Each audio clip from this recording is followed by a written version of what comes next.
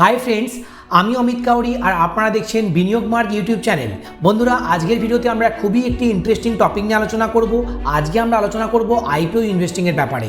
আমরা ভিডিওতে ডিটেলে আলোচনা করব আইপিও ইনভেস্টিংয়ের আগে আপনাদের কোন বিষয়গুলি জেনে নেওয়া উচিত, আপনারা কোন কোন ডকুমেন্টসকে ফলো করবেন, আপনারা কোন সাইট থেকে ইনফরমেশনগুলি রেডিলি পেয়ে যাবেন, আপনারা ইনভেস্টারদের সেন্টিমেন্ট, অ্যাঙ্কার ইনভেস্টারদের পার্টিসিপেশন বা রিটেল ইনভেস্টাররা কত গুণ সাবস্ক্রাইব করলো, কোম্পানির ফান্ডামেন্টাল কেমন, কোম্পানির সেক্টর কেমন গ্রো করছে, এই সমস্ত বিষয়গুলি এবং তার প্রমোটার কতটা ট্রাস্টওয়ার্দি, তাদের ম্যানেজমেন্ট কিভাবে বিজনেসকে এক্সিকিউট করছে, কিভাবে তাদের বিজনেসকে গ্রো করছে, এই সমস্ত বিষয়গুলি সাথে কোম্পানির ভ্যালুয়েশন কেমন, তার সেক্টরের রেসপেক্টে তার পিয়ার কম্প্যারিজন করে তারপরে আপনারা আইপিওতে ইনভেস্ট করবেন।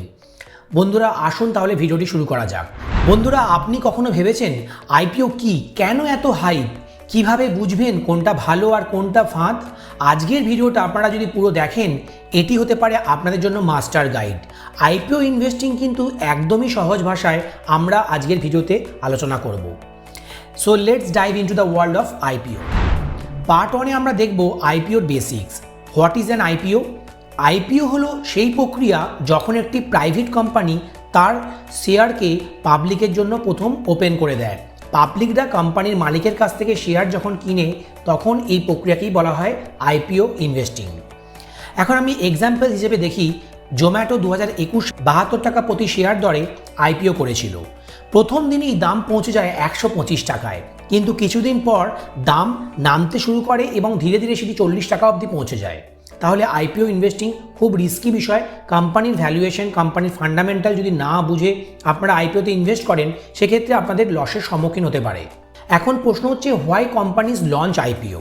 ফান্ড রেজিং, ব্যবসা বাড়ানোর জন্য, ডেট রিপেমেন্ট, কোম্পানির যে ডেট আছে সেটি শর্ট টার্ম ডেট বা লং টার্ম ডেট হতে পারে, সেটি পেমেন্টের জন্য কোম্পানি ইকুইটি ডাইলিউট করে, তাদের যে প্রমোটাররা তাদের স্টেক সেল করে পাবলিকের কাছ থেকে টাকা রেজ করে ডেট রিপেমেন্ট করে। ব্র্যান্ডিং, ভিজিবিলিটির জন্য কোম্পানি তাদের বিজনেসকে অর্গানিক এবং ইনঅর্গানিক ওয়েতে গ্রো করার জন্য অনেক সময় পাবলিকের কাছ থেকে আইপিওর মাধ্যমে টাকা রেজ করে।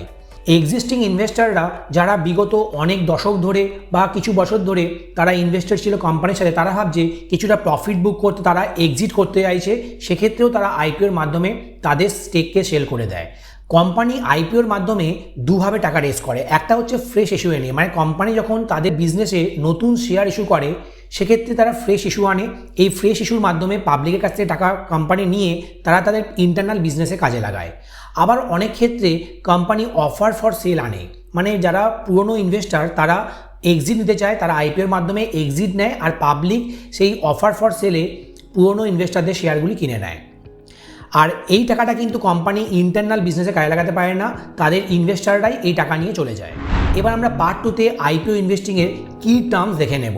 এই বিষয়গুলি আপনারা কিন্তু ডিটেলে জেনে নিন, তারপরেই আইপিওতে আপনারা কমফোর্টেবলি ইনভেস্ট করতে পারবেন। কোম্পানি একটা প্রাইস রেঞ্জ দেয়, যেমন 90 টাকা থেকে 100 টাকা। আপনি সেই রেঞ্জের মধ্যে অ্যাপ্লাই করতে পারেন, কিন্তু আমি সাজেস্ট করব আপনার অ্যালটমেন্ট কিন্তু পাওয়ার সম্ভাবনা বেড়ে যাবে যদি আপনি কাট অফ প্রাইসেই অ্যাপ্লাই করেন। লট সাইজ আছে। লট সাইজ মানে মিনিমাম কতটা শেয়ার আপনি কিনবেন, যেমন 1 লট মানে 150টি শেয়ার। এবার বলে রাখি, এই একটি লটের সাইজ টাকাতে কত হতে পারে?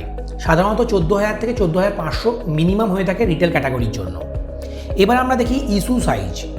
আইপিও কত টাকা তুলবে মার্কেট থেকে সেটিই বলে দেয় তার ইস্যু সাইজ কেমন। বড় আইপিও মানে বড় কোম্পানি নয়, মানে বড় আইপিওতে তারা খুব বেশি লিস্টিং গেইন করবে এমনটি নয়। যেমন পেটিএম 18,300 কোটি টাকা তুলেছিল, কিন্তু সে আইপিওটি ফ্লপ হয়েছিল। এখন আমরা ক্যাটাগরিজ অফ ইনভেস্টার দেখি।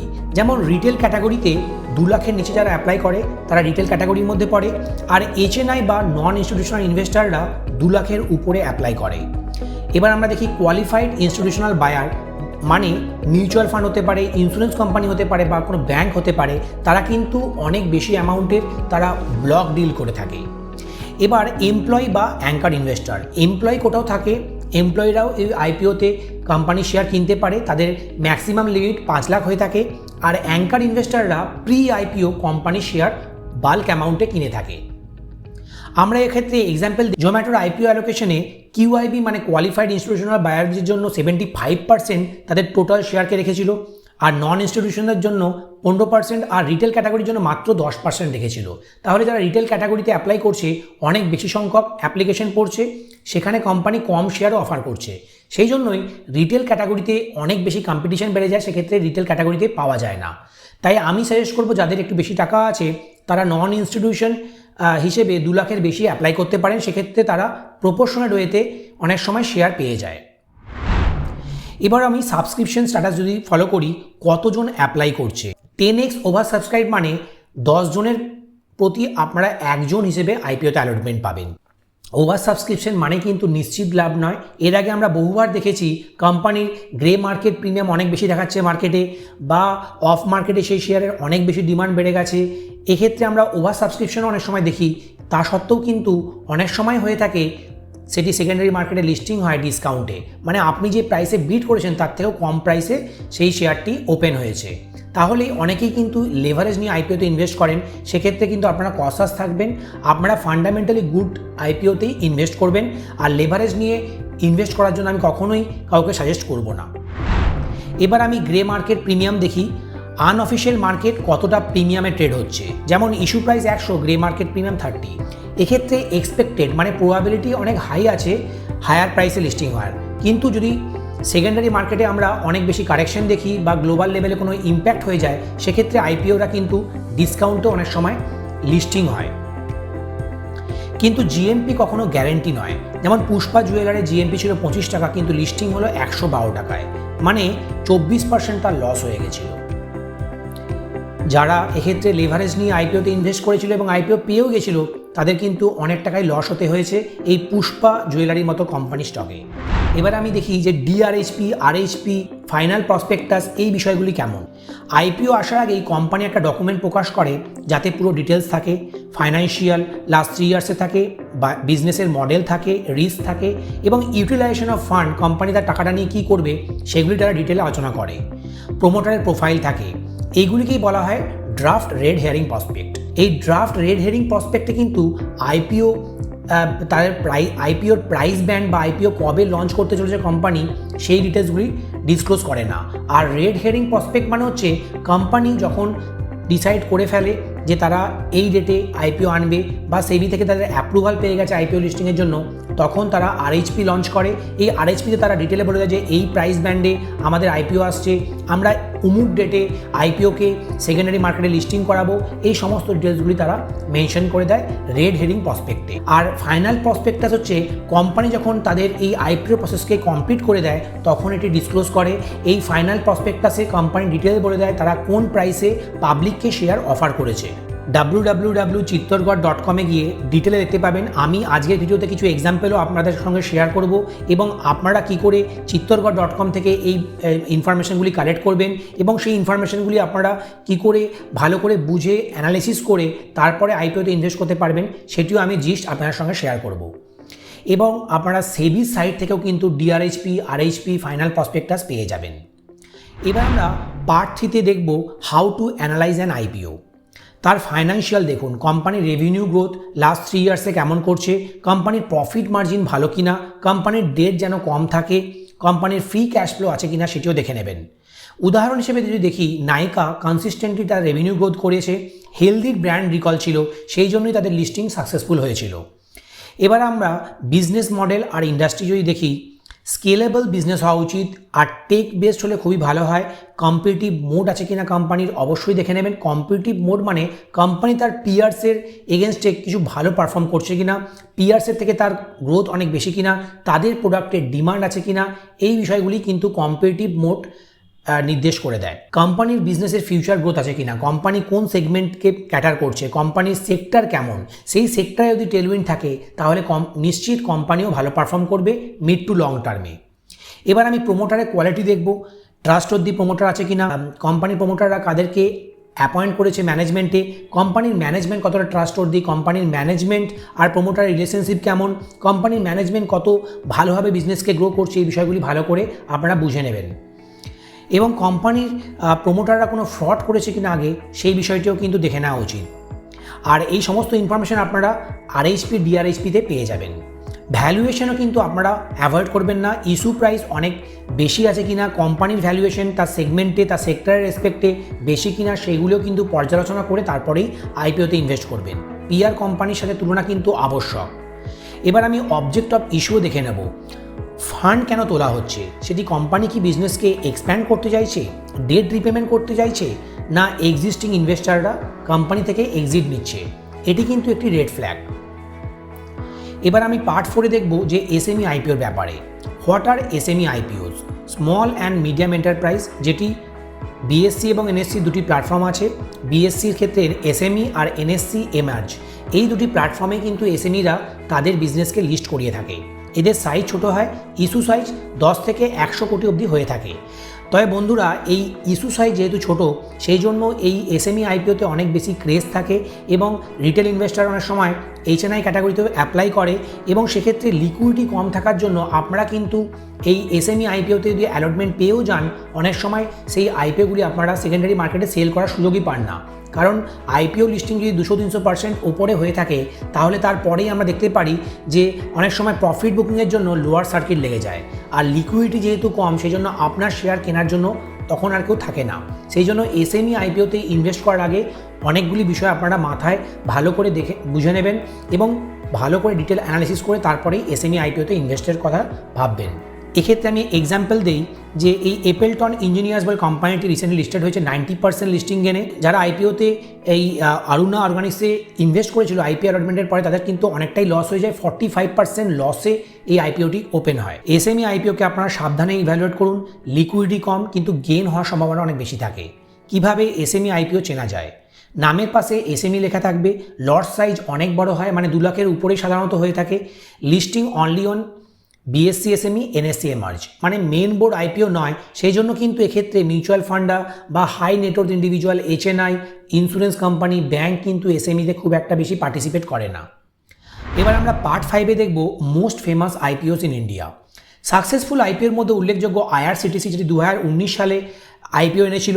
300 কোটি টাকায় আইপিও প্রাইস ছিল, আর সেটি 300 কোটি টাকা থেকে 900 টাকায় পৌঁছে যায় মাত্র কয়েক মাসের মধ্যেই। জোম্যাটো দেখুন 2021 সালে হিউজ রেসপন্স এনেছিল মার্কেটে, রিটেল ইনভেস্টাররা অনেক বেশি আশাবাদী ছিল। তারপরে কিন্তু আইপিওতে লিস্টিং গেন হলেও তারপরে জোম্যাটো শেয়ার অনেক কারেক্ট করে যায় এবং 40 টাকা অবধি নেমে যায়।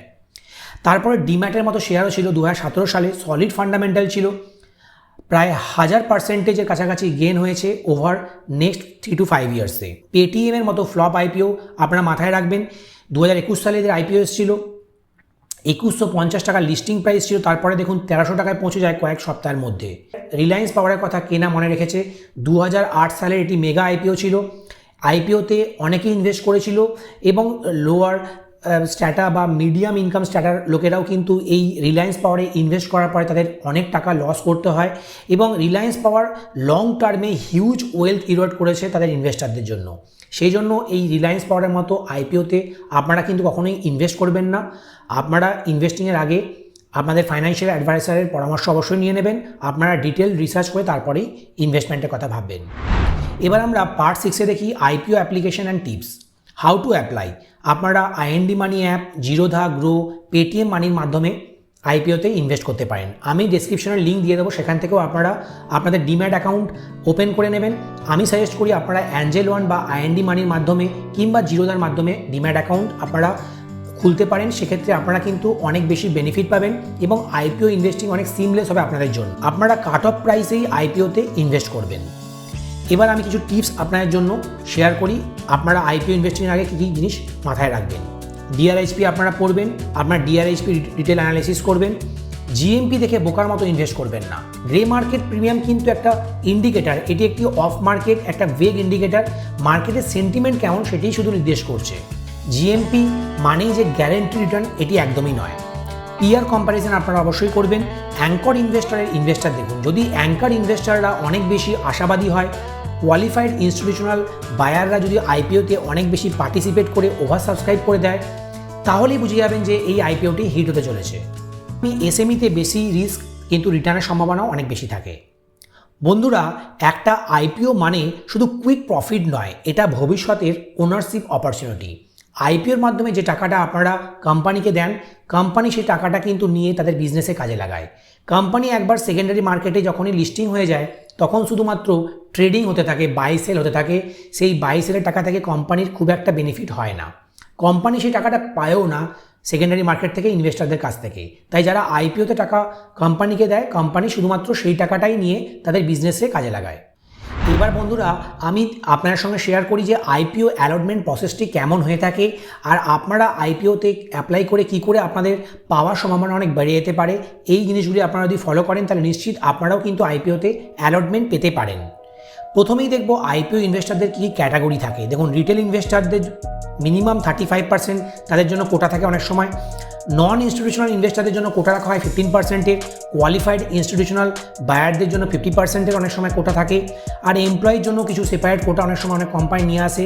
আর অ্যাঙ্কার ইনভেস্টাররা প্রি আইপিওতে অ্যাপ্লাই করে, তাদের অ্যালটমেন্ট কিন্তু আগেই হয়ে যায় আইপিওর আগে, আর তাদের ইনভেস্টমেন্ট কিন্তু 30 ডেজের জন্য লক ইন থাকে। এই অ্যাঙ্কার ইনভেস্টারদের মতোই যারা প্রি আইপিও আনলিস্টেড শেয়ার কিনে থাকে তাদের জন্য কিন্তু 6 মাসের লক ইন থাকে। 6 মাসের পরেই তারা সেকেন্ডারি মার্কেটে তাদের শেয়ারকে সেল করতে পারে।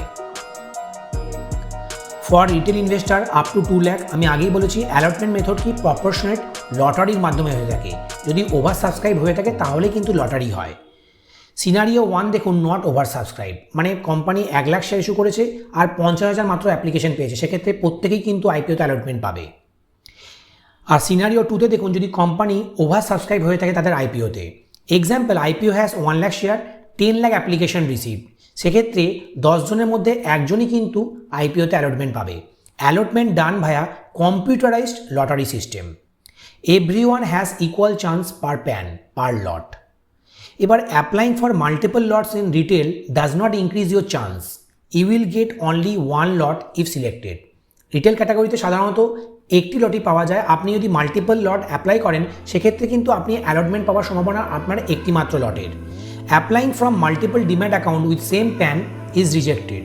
আপনারা কখনোই সেম প্যানের এগেনস্টে মাল্টিপল ডিম্যাট অ্যাকাউন্ট থেকে আইপিওতে অ্যাপ্লাই করবেন না, আপনাদের অ্যাপ্লিকেশন রিজেক্ট হয়ে যেতে পারে। পার্ট 2তে আমরা দেখব যে কী করে আপনারা রিটেল ক্যাটাগরিতে আইপিও অ্যালটমেন্টের প্রবাবিলিটি বাড়াতে পারেন। 10টি ক্ষেত্রে প্রুভন টিপস আপনার সঙ্গে শেয়ার করব। অ্যাপ্লাইং উইথ সিঙ্গেল লট, একটি lot is equal to minimum application. আপনাকে মিনিমাম অ্যাপ্লিকেশন একটি লটের করতেই হবে, আপনি একটি বা দুটি শেয়ার কিনতে পারবেন না। ওভার সাবস্ক্রাইব আইপিও কিন্তু সাধারণত একটি লট অ্যালট করে per customer, so applying for more lots doesn't improve your odds in retail category. Use multiple demat account with different PAN. Family strategy, এটি খুবই বুদ্ধিমানের কাজ। আপনি আপনার ফ্যামিলি মেম্বারদের জন্য অনেকগুলি ডিম্যাট অ্যাকাউন্ট খুলে রাখুন এবং প্রত্যেকটি ডিম্যাট অ্যাকাউন্ট থেকে সেপারেটলি আপনারা আইপিওতে অ্যাপ্লাই করুন। সেক্ষেত্রে আপনার যেহেতু আপনার স্যাম্পল সাইজ অনেক বেড়ে যাচ্ছে, সেক্ষেত্রে আপনার প্রবাবিলিটি অনেক ক্ষেত্রে আপনার হয়ে কাজ করবে এবং আপনি 10টার মধ্যে হতে পারে 5টি লটই পেয়ে গেছেন 5টি ডিফারেন্ট ডিম্যাট অ্যাকাউন্টে। Apply on the last day, preferably before 2 PM। GMP, QIB response, overall demand trend, এই সব বিষয়গুলি আপনারা দেখে লাস্ট দিনে অ্যাপ্লাই করতে পারেন। তবে 2টোর আগে অবশ্যই অ্যাপ্লাই করে নেবেন, কারণ অনেক সময় আপনাদের ইউপিআই ম্যান্ডেট পেতে অনেক সময় দেরি হয়। সেক্ষেত্রে কিন্তু আপনাদের আইপিও অ্যাপ্লিকেশন প্রসেসটা ইনকমপ্লিট রয়ে যাবেন এবং আপনারা আইপিওতে অ্যালটমেন্ট কখনোই পাবেন না। আপনারা 5টা অবধি কখনোই ওয়েট করবেন না যে আইপিও ক্লোজ হোক তার আগে 10 মিনিট আগে আমি অ্যাপ্লাই করব, কখনোই এই ভুলটি করবেন না। আপনারা হয় প্রথম দিনেই অ্যাপ্লাই করুন কিংবা লাস্ট ডেতে, 2টোর মধ্যে অ্যাপ্লাই করে নেবেন। এক্ষেত্রে আমার স্ট্র্যাটেজি আমি শেয়ার করি। আমি সাধারণত লাস্ট ডেতে অ্যাপ্লাই করি। আমি ওভারঅল মার্কেটের সেন্টিমেন্ট এবং সেই ইস্যুটার কী পরিমাণে রেসপন্স দিচ্ছে মার্কেট, তাদের গ্রে মার্কেট প্রিমিয়াম কেমন, কোম্পানির ফাইন্যান্সিয়াল ফান্ডামেন্টাল ডিটেল অ্যানালাইসিস করে আমি তারপরেই লাস্ট ডেতে অ্যাপ্লাই করার কথা ভাবি। এবার use UPI and reputable broker. Use platform like IND money, Zerodha, Upstox, Groww, Paytm money for seamless UPI. Use a UPI app with good response time. ভীম UPI, GPay, PhonePe, IND money pay এগুলি কিন্তু খুবই popular. আমি personally IND money pay, Zerodha বা অ্যাঞ্জেলনের মতো broker সার্ভিসগুলি use করি। তাদের যে পে সার্ভিসটি আছে সেটি খুবই সিমলেস। আপনারাও কিন্তু এই ব্রোকারগুলি সার্ভিস ইউজ করতে পারেন। বন্ধুরা, এবার 5 নম্বরে আমরা দেখি avoid technical errors. Ensure UPI mandate is accepted before deadline. Name, pan, bank account should all match. Avoid duplicate pan entries. আপনারা কী কী ট্র্যাক করবেন, কিউআইবি আর এনআইআই সাবস্ক্রিপশন ট্রেন্ড কীরকম হচ্ছে, If QIB show strong interest on day 3, positive institutional backing, increased chances of good listing gain. Apply at the cutoff price. আমি আগেই বলেছি don't use seem UPI ID for multiple account. একই UPI ID দিয়ে multiple demat অ্যাকাউন্টে কখনোই UPI mandate activate করবেন না, সেক্ষেত্রে আপনাদের অ্যাপ্লিকেশন ক্যান্সেল হয়ে যাওয়ার সম্ভাবনা থাকবে। Target under subscribed or moderately subscribed IPOs. অনেক সময় আমরা হাইপ করি কিছু কিছু আইপিওর পেছনে, কিন্তু বন্ধুরা রিয়েল ভ্যালু অনেক সময় আন্ডার সাবস্ক্রাইব বা মডারেটলি সাবস্ক্রাইব আইপিওতে দেখা যায়, সেক্ষেত্রে লিস্টিং গেনও হয় এবং মিডিয়াম টু লং টার্মেও ভালো ওয়েলথ ক্রিয়েট করে এই ধরনের যারা কিন্তু হাইপ আনে না আইপিওতে। Many investor chase hot IPOs where chances are low. Sometimes moderate GMP মানে moderate grey market premium but strong fundamentals gives better chance and listing gain. Avoid last minute UPI mandate approval. আপনারা চেষ্টা করবেন 12 ঘন্টার আগেই UPI ম্যান্ডেটটিকে on করে দেওয়ার জন্য। কিছু বোনাস টিপস আপনাদের জন্য শেয়ার করি for HNI and NII investor যারা 2 লাখের বেশি অ্যাপ্লাই করবে তাদের জন্য কিছু বোনাস টিপস রাখলাম। No lottery here, allotment is proportionate, more money is equal to higher allotment. Leverage used heavily in NII category.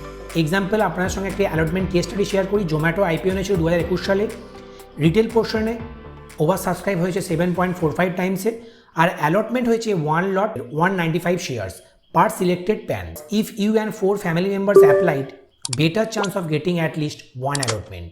যত বেশি ডিম্যাট অ্যাকাউন্ট আপনি অ্যাপ্লাই করবেন তত আপনার প্রবাবিলিটি আপনার হয়ে কাজ করবে, আপনার জন্য সেক্ষেত্রে আইপি অ্যালটমেন্ট পাওয়াটা অনেকটাই সম্ভব হয়ে উঠবে। এবার একটি সামারি টেবিল আপনাদের জন্য শেয়ার করি। Apply more than 1 lot in retail, no extra chance. Apply from different PAN, family মেম্বার্সের হয়ে increase chances. Apply at cut off price, approve eligibility. Apply last day with analysis, strategic decision, ignore UPI mandate, application rejected. বন্ধুরা এবার আমি Chittorgarh website আপনার সঙ্গে share করি। চিত্তরগড়ে যখনই আপনি ওয়েবসাইটটি খুলবেন এই ধরনের কিছু আপনি আইপিও লিস্ট পেয়ে যাবেন। মেন বোর্ডে এই আইপিওগুলি কবে ওপেন হচ্ছে, কবে ক্লোজ হচ্ছে, SME আইপিওর লিস্টও আপনারা এই চিত্তরগড় সাইট থেকে পেয়ে যাবেন। কোনটি আজকে ক্লোজ হচ্ছে এগুলি একই জায়গায় আপনারা মনিটর করতে পারবেন। বন্ধুরা এবার আমি মেন বোর্ড 2025-এ আইপিওগুলি কেমন পারফর্ম করেছে সেগুলি আপনার সঙ্গে শেয়ার করি। দেখুন এক্ষেত্রে আদিত্য ইনফোটেক রিসেন্টলি দেখেছি 60% লিস্টিং গেন দেখিয়েছে, শান্তি গোল্ড ইন্টারন্যাশনাল 15% লিস্টিং গেন, আর GNG electronics 40%, anthem bioscience 28% listing gain দেখিয়েছে, ক্রিজ্যাক 25% লিস্টিং গেন দেখিয়েছে। তারপরে আমরা একটা হিউজ র্যালি দেখি এই ক্রিজ্যাক লিমিটেডে। এছাড়া দেখুন এই Ellenbarrie industrial gases 33% listing gain, global civil project 33.04%। তাহলে আমরা 2025 সালে দেখছি অনেকগুলি আইপিও এসছে এবং তারা খুব ভালো পারফর্ম করছে। এইভাবে আপনারা চিত্তরগড় সাইট থেকে দেখে নিতে পারবেন যে রিসেন্ট টাইমে আইপিওগুলির ওভারঅল পারফরমেন্স। বন্ধুরা আপনারা কি করে চিত্তরগড়.com থেকে আইপিওর ডিটেল অ্যানালিসিস করতে পারবেন এবং কি কি ইনফরমেশন আপনারা সেখান থেকে দেখতে পাবেন, আসুন দেখা যাক। দেখুন প্রথমে এখানে আইপিও ডিটেলস আপনি পেয়ে যাবেন। IPO date, listing date, face value, issue price, lot size, sale type, employ discount, listing ad, share holding pre issue, share holding post issue, এই বিষয়গুলি জানতে পারবেন। এছাড়া আপনি ওপেনিং ডেট, ক্লোজিং ডেট বা টেন্টেটিভ অ্যালটমেন্ট কবে হবে, ইনিশিয়েশন অফ রিফান্ড কবে হবে, credit of share to demat কবে হবে, টেন্টেটিভ লিস্টিং ডেটও, এই বিষয়গুলি জানতে পারবেন। বন্ধুরা এখান থেকে আপনারা সি লোটাস ডেভেলপারের আইপিও লট সাইজ দেখুন। রিটেল ক্যাটাগরির জন্য মিনিমাম 1টি লট অ্যাপ্লাই করতে হয়, এক্ষেত্রে আপনার 100টি শেয়ার কিনতে হবে, আর ম্যাক্সিমাম আপনি 13 লট কিনতে পারেন। স্মল HNI জন্য মিনিমাম 14টি, আর স্মল HNI ম্যাক্সিমাম 66 লট আপনাকে কিনতে হবে, আর বিগ HNI যারা 10 লাখের উপরে বিট করবে তাদের জন্য 67 লট মিনিমাম কিনতে হবে। শেয়ার হোল্ডিং প্রি ইস্যু দেখুন 92% কোম্পানির প্রোমোটারের কাছেই থাকবে, আর পোস্ট ইস্যু তাদের স্টেক কিছুটা কমে 82%-এর কাছাকাছি চলে যাবে। এই কোম্পানির ব্যাপারে কিছু ডিটেল দেখতে পাবেন, কোম্পানির বিজনেস কীভাবে করছে, কোম্পানির ফাইন্যান্সিয়াল স্টেটমেন্টও আপনারা এখানে দেখতে পাবেন, কোম্পানির অ্যাসেট কীভাবে গ্রো করছে, কোম্পানির profit after tax, total revenue কীভাবে গ্রো করছে, কোম্পানির রিজার্ভ অ্যান্ড সারপ্লাস দেখুন কনসিস্টেন্টলি কী করে গ্রো করছে, টোটাল বরোয়িং কী করে কোম্পানি রিডিউস করছে, এই বিষয়গুলি আপনারা অ্যাট এ গ্ল্যান্স দেখেই বুঝে নিতে পারবেন। এবার আমি কি পারফরমেন্স ইন্ডিকেটার যদি দেখি, ROE কোম্পানি খুবই হেলদি, ROC দেখুন খুবই ভালো, ডেট টু ইকুইটি খুবই হেলদি, কোম্পানির রিটার্ন অন নেটওয়ার্থ 25%-এর কাছাকাছি, PAT margin 42% outstanding, EBITDA margin 50%-এর বেশি, সেটিও কিন্তু outstanding, price to book value 7 times, যেটিও কিন্তু হেলদি বা ফেয়ার ভ্যালুয়েশন ইন্ডিকেট করছে কোম্পানিটির। কোম্পানির প্রি আইপিও 28, পোস্ট আইপিও 32 হতে চলেছে। আর কোম্পানির ইপিএস নাম্বার আপনারা এখান থেকে দেখতে পাবেন। এরকমই আপনারা কিন্তু এখান থেকে ডক্স থেকে আরএইচপি, ডিআরএইচপি, ফাইনাল প্রসপেক্টাস দেখে নিতে পারবেন। কোম্পানির রিভিউ কেমন আছে, কারা কারা এখানে অ্যাপ্লিকেশন করতে রেকমেন্ডেশন করছে, কোন কোন ব্রোকাররা, সেগুলো কিন্তু আপনারা অ্যাট এ গ্লান্স দেখতে পাবেন। এছাড়া আপনারা কত টাইম সাবস্ক্রিপশন হচ্ছে তাদের ইস্যুটি আপনারা এখান থেকে এই পেজ থেকে দেখে নিতে পারবেন। অ্যাঙ্কার ইনভেস্টাররা কীভাবে পার্টিসিপেট করছে, কত অ্যামাউন্ট তারা বিট করছে, এই সমস্ত ডিটেলস আপনারা এখান থেকে দেখতে পাবেন। এইরকমই আপনারা জিএমপি কত হচ্ছে এই কোম্পানিটির, সেটিও কিন্তু এখান থেকে দেখতে পাবেন। দেখুন, এই লোটাস ডেভেলপার দেখাচ্ছে 18%-এর কাছাকাছি লিস্টিং গেন হতে পারে। এদের লিস্টিং গেন কিছুটা ডিপ করেছে। দেখুন, প্রথমে 30% দেখাচ্ছিল, এখন কিন্তু আজকের দিনে দাঁড়িয়ে 18%-এর লিস্টিং গেন হতে পারে।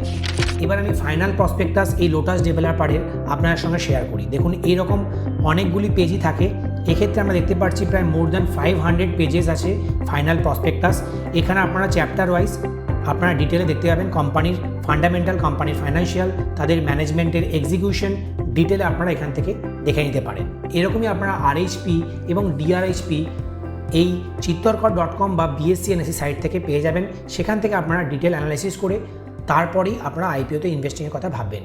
বন্ধুরা, আশা করি আজকের এই ভিডিও থেকে আপনারা অনেকটাই শিখেছেন। আপনাদের অনেক ডাউট আশা করি আমি ক্লিয়ার করতে পেরেছি। আপনারা কমেন্টে জানান আমাদের ভিডিওটি আপনাদের কেমন লাগলো, এবং আপনাদের কোনো প্রশ্ন থাকলে সেটাও কিন্তু জিজ্ঞাসা করতে ভুলবেন না। আমাদের ভিডিওটি আপনার যদি ভালো লাগে, আমাদের চ্যানেল থেকে আপনার যদি কিছু ভ্যালু অ্যাড হয়ে থাকে, তাহলে চ্যানেলটিকে সাবস্ক্রাইব করবেন, ভিডিওটিকে লাইক এবং শেয়ার করতে ভুলবেন না। বন্ধুরা, ভালো থাকবেন। আপনাদের সঙ্গে আবার দেখা হয় পরের ভিডিওতে। নমস্কার, জয় হিন্দ।